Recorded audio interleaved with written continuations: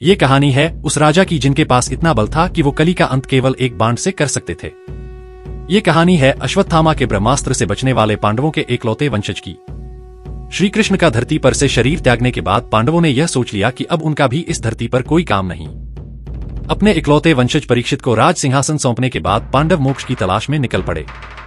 धर्मराज युधिष्ठिर के राज्य के समय तो द्वापरयुग था, किंतु अब कलयुग का आगमन हो चुका है, लेकिन मैं अपने राज्य में कलयुग को नहीं रहने दूंगा।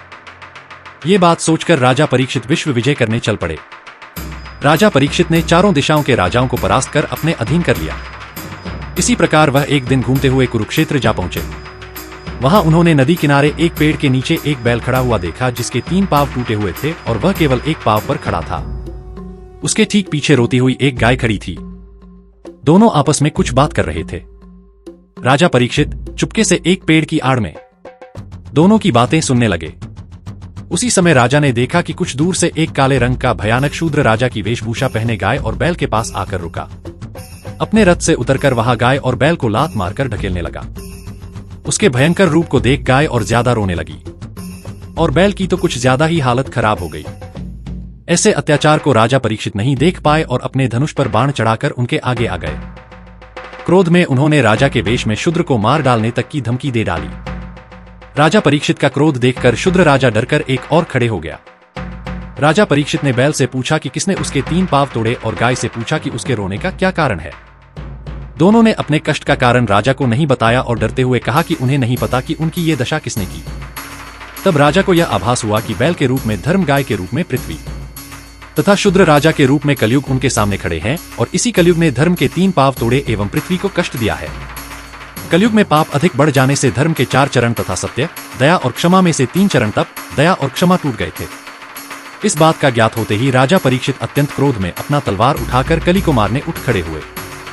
जब कली ने देखा कि राजा क्रोध में उसके प्राण लेने वाला है और कली जानता था कि उसका तो योग अभी शुरू ही हुआ है, उसके पास इतना बल नहीं कि राजा को हरा सके, इसलिए वह राजा के चरण पर जा बैठा और हाथ जोड़कर प्रार्थना करने लगा। कली को अपने शरण में आए देख राजा ने अपनी तलवार नीचे कर उससे कहा, तुम काम, क्रोध, लोभ, मोह, अहंकार, कला और कपट से पूर्ण हो। तुम जहां भी जाओगे उस राज्य और राजा की बुद्धि भ्रष्ट कर लोगे।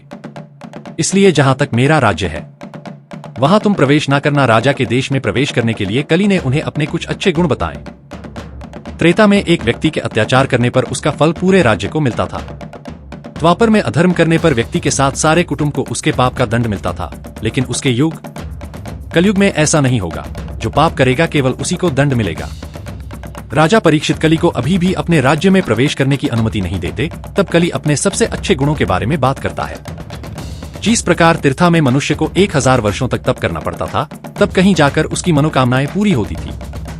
नौसद्वार में सैकड़ों वर्षों तक जप और पूजा करने पर मनुष्य को मोक्ष की प्राप्ति होती थी, लेकिन कलयुग में अगर कोई मनुष्य पवित्र हृदय से प्रेम पूर्वक अगर एक क्षण भी भगवान का स्मरण करता है तो उसके पाप नष्ट होते हैं और उसकी मनोकामनाएं भी पूरी हो जाती हैं।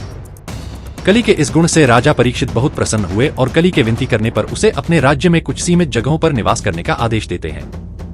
राजा परीक्षित ने कलयुग को रहने के लिए 4 जगह दिए।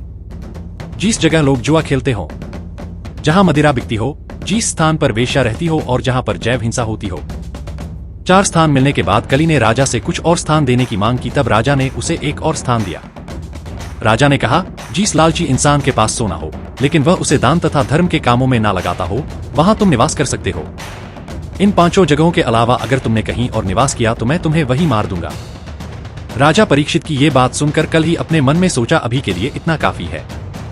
अगर एक क्षण के लिए भी राजा का दिमाग धन पर से हटेगा तब मैं मौका देखकर आप सुन कर सकते हैं। अपना काम कर दूंगा। यह बात सोचकर कल ही वहां पर से चले जाता है। एक दिन राजा परीक्षित जंगल में शिकार करने निकलते हैं। बहुत से जानवरों का शिकार करने के बाद दोपहर के समय उन्हें घायल हिरण दिखता है। अपना घोड़ा उसके पीछे दौड़ाते हुए राजा बहुत दूर आ जाते हैं। गर्मी के कारण राजा को बड़े जोर से प्यास लगती है। तब पानी की तलाश में वहां श्रमिक ऋषि के आश्रम में जा पहुंचते हैं। आश्रम में ऋषि को देख राजा उनके पास जा पहुंचे। शमी ऋषि उस समय भगवान की आराधना में मग्न थे, जिन्हें बाहर की दुनिया से कोई मतलब नहीं था। राजा ऋषि से पानी मांगने लगे, लेकिन ऋषि तो भागवत भजन में मग्न थे। वो कहा राजा की आवाज सुनने वाले थे। राजा के कई बार बोलने पर भी ऋषि कस से मस नहीं हुई। तब जैव हिंसा और सोने का मुकुट पहने रहने के कारण कली राजा के दिल और दिमाग में घुस गया। अब कली जिस समय का इंतजार कर रहा था वो आ चुका था। अब वहां राजा से अपने अपमान का बदला लेगा। राजा के दिमाग में कली का वास होने के कारण अब वह ऋषि पर भड़कने लगे और क्रोध में ऋषि को दंड देने के बारे में सोचने लगे, लेकिन पांडवों का वंश होने के कारण वह ऋषि को दंड नहीं दे पाए। उसी समय राजा की नजर एक मरे हुए सांप पे गई। क्नॉइस। उन्होंने सांप को उठाकर श्रमिक ऋषि के गले में रख दिया। राजा ने सोचा सांप के डर से ऋषि अपना ध्यान छोड़ देंगे, लेकिन ऋषि अपनी जगह से हिले तक नहीं, जिसे देख राजा निराश होकर अपने महल लौट गए। क्नॉइस थोड़ी देर बाद कुछ बालक श्रमिक ऋषि के गले में मृतक सांप देख डर कर श्रमिक ऋषि के बेटे श्रृंगी ऋषि को बताते हैं। श्रृंगी बहुत ही तेजस्वी ऋषि थे, जिन्होंने ब्रह्मा जी को प्रसन्न कर बहुत से वरदान प्राप्त किए थे। बालकों से पता चलने पर श्रृंगी बहुत क्रोधित हुए और नदी किनारे खड़े खड़े कहा, जिसने भी ये हरकत की मैं उसे श्राप देता हूं कि आज से 7वें दिन तक्षक नाग के काटने से उसकी मृत्यु हो जाएगी। जब श्रमिक ऋषि को यह ज्ञात हुआ कि उनके बेटे ने श्राप दिया है, वो भी राजा परीक्षित को, तो वे अपने बेटे पर बहुत क्रोधित हुए। वह जानते थे कि ये सब कली ने राजा से करवाया था। श्रमिक ऋषि अपने शिष्य को राजा के पास उनको दिए गए श्राप का संदेश भेजते हैं ताकि वह इस श्राप से बचने का कोई उपाय सोच सके। राजा ने जब श्राप के बारे में सुना तो वह न तो गुस्सा हुए नहीं रोए, बल्कि वो खुश हुए और श्रृंगी ऋषि को धन्यवाद कहा। लेकिन क्यों? राजा ने कहा, एक ऋषि के साथ ऐसा दुर्व्यवहार करने के बाद अगर मुझे दंड नहीं मिलता तो मुझे देख बाकी राजा भी ऐसी हरकत करते। राज सिंहासन अपने बेटे को सौंपने के बाद राजा परीक्षित सब कुछ त्याग करके हरिद्वार की ओर निकल गए। क्नॉइस। हरिद्वार में गंगा किनारे बैठे श्री कृष्ण का ध्यान करने लगे। श्राप के बारे में सुनके बहुत से महान ऋषि जैसे भृगु, अगस्त्य, विश्वामित्र, सुखदेव, वेद, व्यास, वामदेव और स्वयं भगवान परशुराम राजा परीक्षित से मिलने गंगा के तट पर आ पहुंचे। ऋषियों को प्रणाम करने के साथ राजा परीक्षित ने मोक्ष प्राप्त करने का मार्ग उन सब से पूछा। सबने अपना सुझाव दिया, लेकिन ऋषियों ने ऐसे ऐसे सुझाव दिए जिसका 7 दिन में होना मुमकिन ही नहीं था। तब सबसे कम उम्र वाले ऋषि वेद व्यास जी के बेटे सुखदेव जी ने राजा को श्रीमद् भागवत महापुराण का मार्ग बताया, जिसे ध्यान से पढ़ने या सुनने से मोक्ष की प्राप्ति होती है। राजा के विनती करने पर सुखदेव जी ने राजा को श्रीमद् भागवत महापुराण पढ़कर सुनाया। 7वें दिन पूरा पुराण सुनने के बाद राजा को तक्षक नाग ने काटा, जिससे उनकी मृत्यु और मोक्ष की प्राप्ति हुई।